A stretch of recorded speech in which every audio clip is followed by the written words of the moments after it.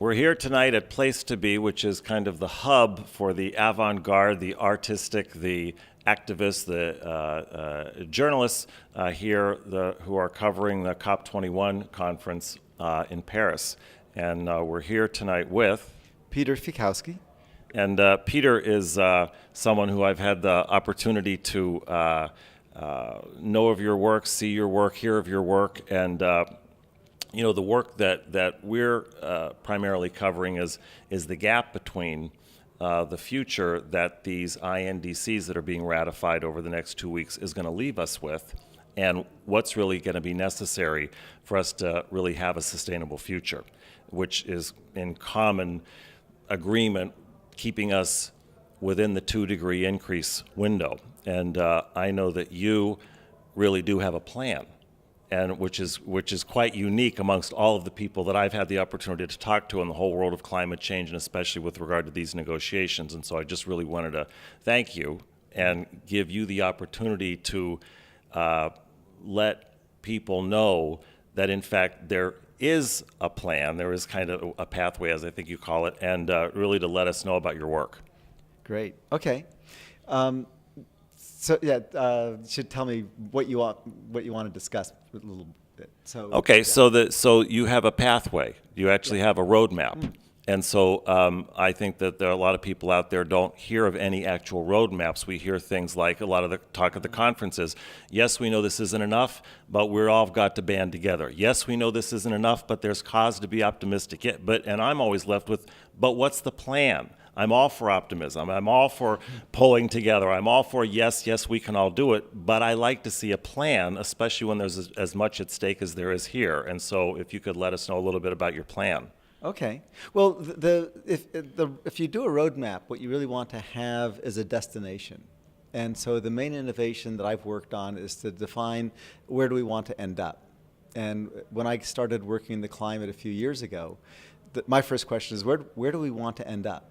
And everyone said, we don't know, because wherever it is we want to go, we can't get there. And I thought, well, that's not a good way to plan anything. And spent some time looking at where would we want to end up. And after a lot of work, what I ended up was saying, well, what we want is a healthy climate. And then the question that follows from that, obviously, is, well, what is a healthy climate? And when I talked with people, and the simple answer to a healthy climate is we want a climate similar, as close as we can get, to what we had within the development of civilization. Because really it's civilization that's asking the question about the climate. No civilization, they wouldn't be asking about the climate. Right.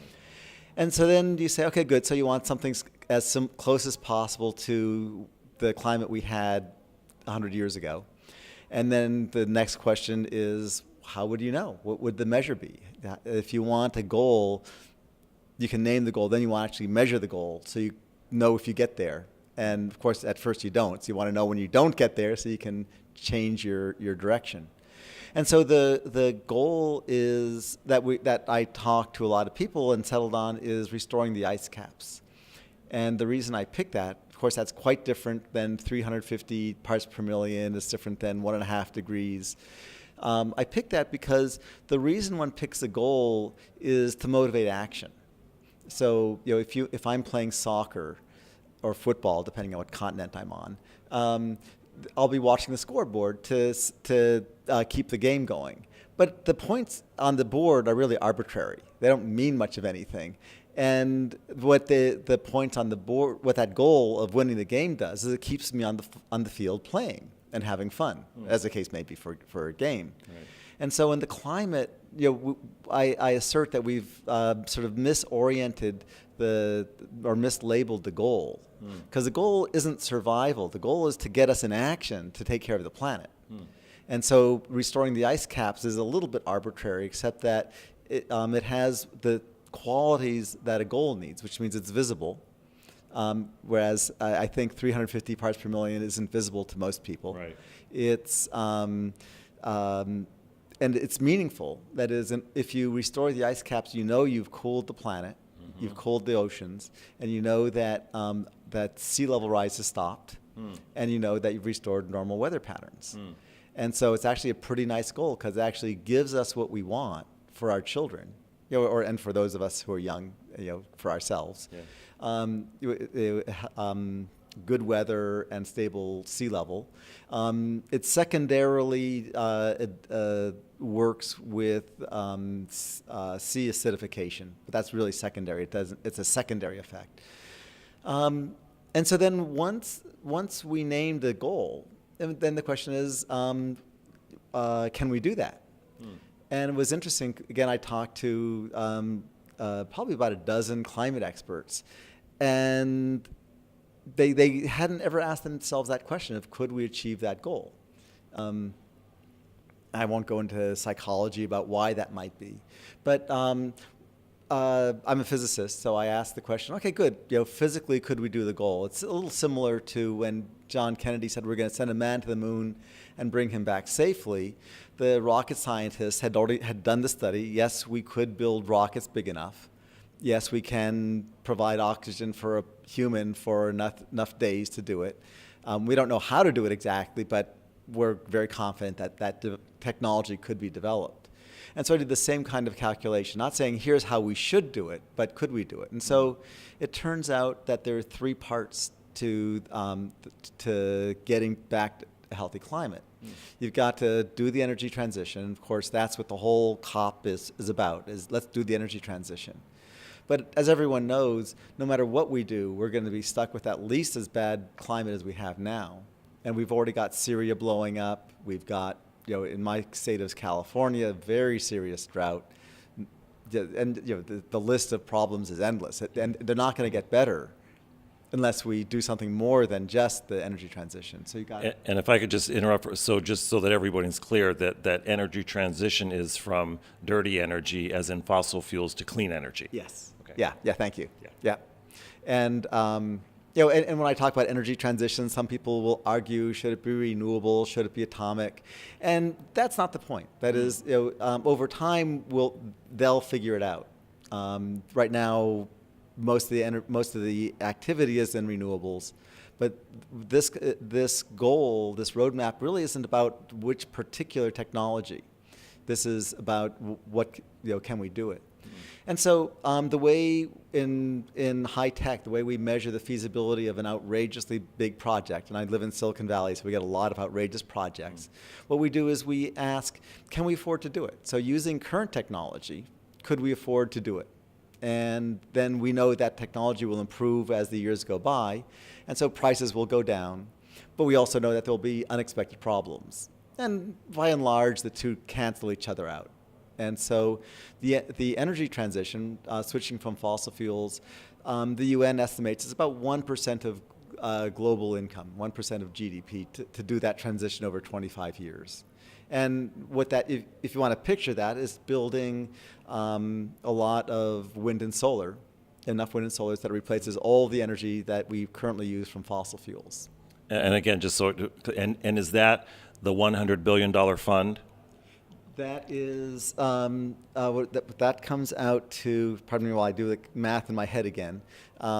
It's about $1 to $2 trillion for 25 years. Mm-hmm. So it's, some people, the clean trillion thing that was done a couple of years ago says it's about $1 trillion a year, about 44 trillion total. But it 25 to 50 trillion is the number for that. Okay. And so that's about 1% of GDP over 25 years. And we picked 25 years just because economically that's an easy number to picture. Most industrial equipment needs to be replaced after 25 years, and so people don't get headaches thinking about it. It could be done faster, but you have to deal with the headaches. But again, we're doing feasibility at this point, not optimization. So the feasibility, do with the simple math, 25 years. People say we don't have 25 years, but hold on. Very good. Very good. Okay. Yeah. And so, so then the second part of the three is the carbon dioxide removal. And so we need to get the CO2 out of the air. If we don't get the CO2 out of the air, all the climate scientists tell us it'll be at least 200 or 300 years, and probably 2,000 or 3,000 years before the CO2 is out of the air. That's a long time to wait. We don't know how much of the environment is going to be left at that point. It could be very little. So, yeah.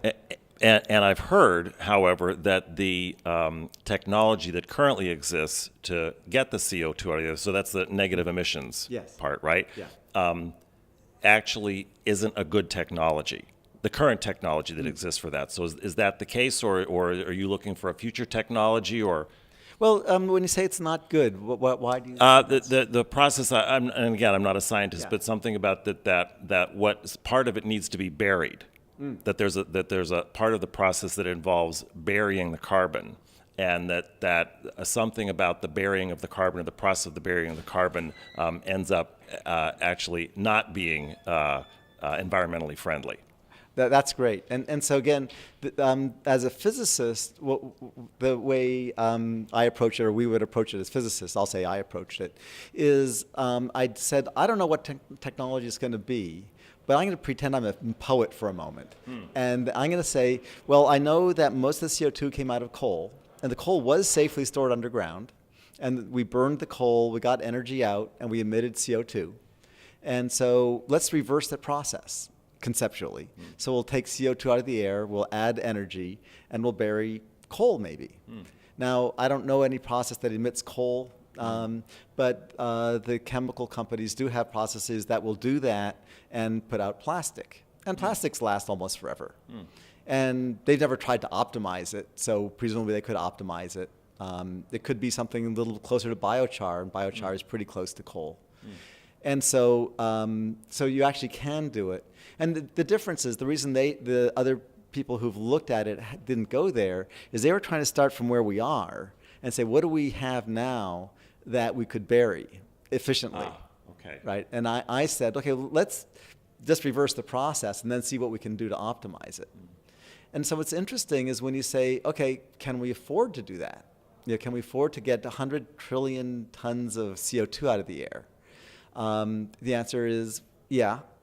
The standard number that engineers and scientists in this field use is about $100 per ton to remove it. Right now it's about $200 a ton, but everyone's confident that can be brought down by a factor of 2. Most people think it can be brought down easily to 50, maybe to, pretty easily to $30 a ton.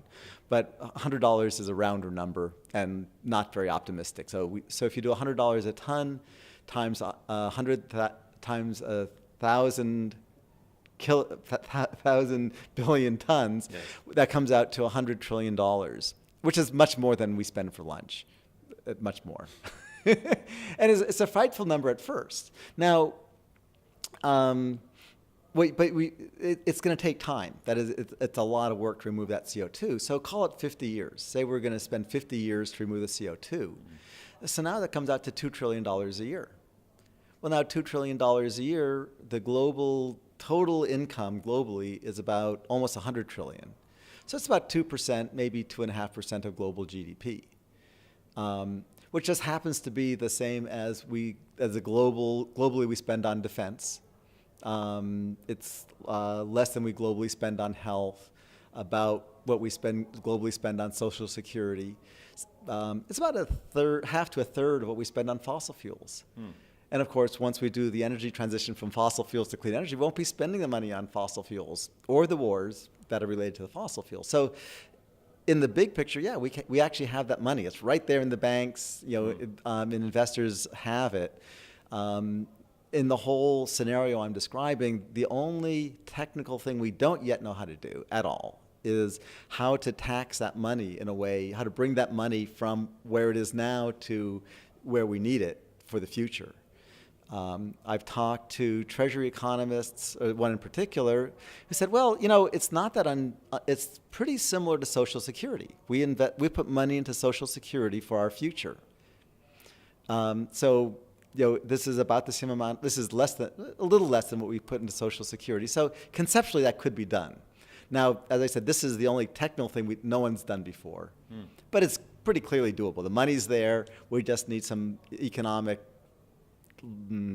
paradigms or economic stories to make that happen. Yeah. So that's the second. The third and last part is cooling the planet, and that scares the wits out of people. People say, we can't cool the planet. Well, first of all, we can. I Well, just so I'm clear, why does it scare the wits out of? Maybe I don't know enough to have the wits scared out of me. So why does it scare the wits out of people? Oh, why does it scare the wits? It scares people because it just seems so insane. People say, "Well, we built all this energy infrastructure, and then it killed the planet." There's an assumption that technology can be evil. We built the atomic bomb, and then we had the Cold War, and so it evokes fear of that sort. Now, the way I approach it as a scientist. I got a great lesson from a geologist a couple of weeks ago. I was in Washington, D.C., and the National Science Foundation geologist there said, "Peter, I don't know anything about the climate, but if what you want to do is cool the planet a degree or so, just get a volcano, or maybe two, and that cools the planet every time." That's what caused the mini ice age in the 1400s and so on. And I said, "Well, okay, that's interesting. We can't schedule a volcano." But engineers have looked at that. Scientists have looked at that because they've known that fact for a long time. And they said, well, we actually know what aspect of the volcano cools the planet, and it's the sulfates out in the outer atmosphere. And they take about a year and a half before they fall back to Earth. But during that year and a half, you get cooling. And they said, if all we're going to do, all you want is to cool the planet, we can put out about 1 million tons. I think about 1 million tons of sulfates each year, and that's all it will take to cool the planet for what we need. It depends on how hot the planet is and so on. But they said, if we want to do that, it's about $1 billion a year. Again, more than you and I have. Yeah. But $1 billion a year is, given the global population, that's 30 cents a person or something like that. Yeah. So totally doable, very cheap.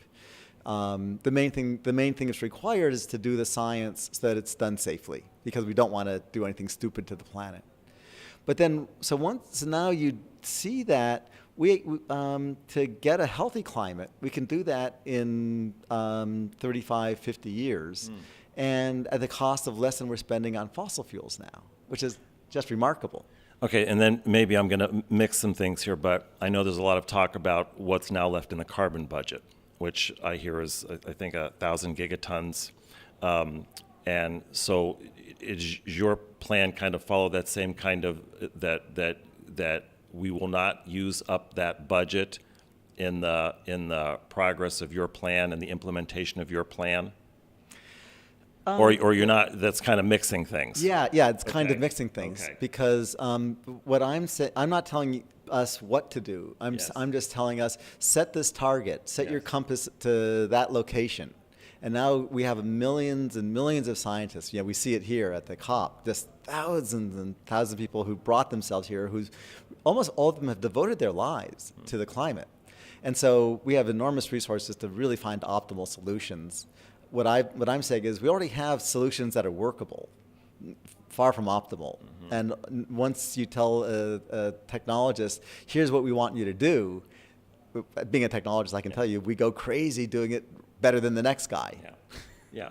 And at the same time, if there is an agreement that there's a direct connection between the amount of carbon in the air and the temperature of the planet, I would assume that in your plan for a sustainable future, we don't go past the 2-degree increase. Is that an accurate assumption? Or that's not? That's also a little bit sideways. Okay.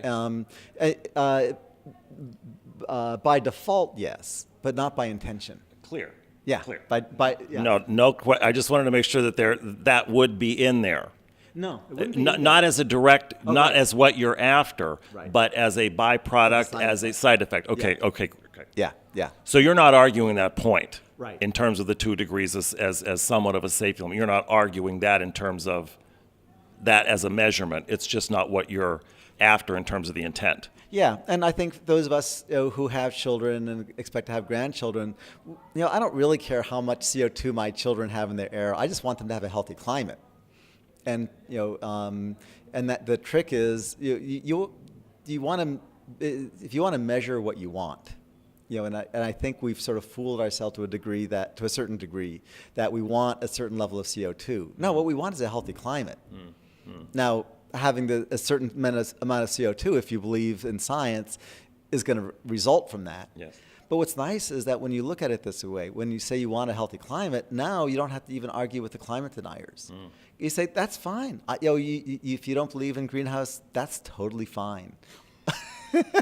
All we want is a healthy climate. You want a healthy climate. You want the farms to grow food. Let's just do that. Yes, yes.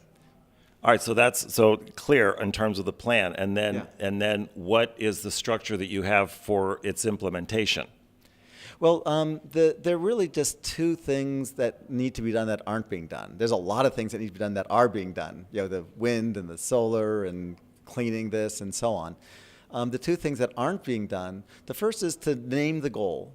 Again, when Kennedy said we're going to send a man to the moon and bring him back, he made a specific, measurable goal which you could fail at. And what's important when you do a goal like that is it needs to be a goal that you can fail at and survive. Because like if we're playing soccer and we want to win the league, if we fail, we play again next year. It's not a big deal. If one of us were to die, it would be a totally different game. It would not be fun. And you would Not for one of us. or for either of us. 'Cause we don't know who's going to exactly. Yeah. And so the kind of play you get is not creative play in that case. It's survival play. And which is what we're getting in the climate right now. And so the first thing it would be for President Obama to declare a healthy climate as a goal. It could be someone else, but I can't think of who would be better at this point, because Obama can do it and not worry about getting reelected. Right. And it's the kind of goal that everyone agrees with. I've shared it with several hundred people, and no one said, "Oh, we don't want that goal." Every single person says, "That'd be great," and you've shown it can be done for cheap. So that's the first one: is to actually name the goal with someone who has the authority to do it. Okay. And then doing programs like this allows the support underneath it. In order to generate action in government, you have to have grassroots support. And it has to be friendly support. Angry support doesn't work because, again, it gives you the fear and the anger. Yes. And so declare the goal is the first one. And then the second, which comes naturally from the goal, is we need an institution which will monitor the technology. It's a little bit like the Food and Drug Administration monitors the quality of drugs. And so, if I get sick, my doctor will prescribe drugs, and some of them are pretty darn exotic. But we have this very sophisticated testing protocols, and where they test the side effects and they test that whether it really is effective. And I can actually trust the results, and almost all of us do. They make mistakes, anything you make mistakes, and then when they make a mistake, they say, "Oh, we'll change the protocol to fix the mistake." So we want the same thing, and it is predictably will happen to have an organization that doesn't do any of the work. They just monitor the data, because if they do the work, then they can be corrupted. But if all they do is do data and integrity, then which is what the FDA does. The FDA does not tell you what drug to take. They just say this drug is for. We'll allow this drug to be for sale because it's sufficiently safe and sufficiently effective, and that's what this organization would do for these technologies, for the CO2 removal, and for the cooling the planet. So there's really just the only two things that are needed that aren't already happening. Okay. There are hundreds of scientists who are working on it, but their work on these things is a little bit like what medicine was like 100 years ago before the Food and Drug Administration. There were patent medicines, and people would go from town to town saying, "I've got this cool medicine, see this person was saved." They were probably, a lot of them were well-intentioned, maybe some of them weren't. But when the FDA came, that changed. And there are lots of scientists, but without a clear structure for them to work in, right now, it's a little bit scattershot. When they have a clear structure with integrity, that'll go very quickly. Right. And so the goal I'm recommending is restoring the ice caps to where they were in 1990, and to do that by 2050. Because if we do it by 2060, it's still okay. The energy transition will probably happen in 25 years. It could be 35 years, but probably 25 years, because the supply and demand is going that way. It's getting cheaper. That's what I recommend. is the restore the ice caps to where they were in 1990 by 2050. Okay. And do that for less than we're spending right now just to buy fossil fuels. All right, good. So for the person watching, Yeah. that's sitting there thinking, oh, well, that's awesome. It makes sense to me. But here I am in Illinois, sitting in my, here at my laptop. What can I do? Can I be a part of it? What would you want to leave people with? The thing for people to do is, if you're a writer, to write a blog post, to write an article, and just propose that we target a healthy climate. You may or may not remember much that I said, but just having people, we've researched, and no one is talking about a healthy climate yet. Now, I've talked about this a lot in the last couple of weeks, Yes. and that will probably change. And this interview will be part of that. Yeah. So just talk about a healthy climate. And that, when I've talked with the climate experts, they sort of get it. But if my career was in the climate, I couldn't afford to risk my career being the first one to say we should have a healthy climate, because all of my peers would laugh at me. Now, fortunately, my career is in software, in semiconductor manufacturing, and so I have no fear of losing my climate career, which is why I can do this. And then our listeners, your listeners, are mostly in the same position, so they can write a letter to the editor saying, let's go to the next step, and not just a stable climate, but a healthy climate. Just that one sentence. If that were in 5 or 10 papers, that would be the needle, the straw that broke the camel's back and turned it. Yeah, and I think, especially in the terms of the way that we work, Context News is is that when you can alter the language, it really does begin to change the whole environment, the whole landscape, the whole, as you say, the way people think, the way people relate, the way people act. So simply shifting the language the way you're shifting it is much more than just, well, let's just call it something else. Right. Yeah. Yeah. And what's really important, I've noticed, is, as I've studied this, that when people have a specific goal, they work on the goal, they love it. We humans love problem solving. That's what our brain was developed for. But if the problem is undefined, and again, what we've done with the climate is we've made the goal undefined, then when the brain says, I want to act on this, then what you're usually left with is attacking the enemy. Because if you can't do something positive because you don't know what there is to do positive besides changing your light bulb, which is a good thing, but it's sort of a gesture. Changing light bulbs is not going to save the climate. It's going to help a little bit. And don't not change your light bulbs. Right. But what you're left then is a powerful action is to attack the enemy. And we can see in the media for the last 10 years or 20 years, that's what people have done. But then you create enemies out of people who should be your friends. Yeah. The oil companies are one of my favorites because they have lots of money. They have critical technology for CO2 removal. We want them as our friends. Yes. Yes. Well, Peter, thank you. Just very, very exciting. And, you're clearly on the forefront of this transformation that I think climate change offers us, an opportunity rather than, as you say, something to be afraid of or angry about. So just thank you for your work, and thank you for spending this time with us and for sharing with all these people exactly what you're up to and what they can participate in. Great. And thank you for your show. It's a privilege, and it's just great to talk with you.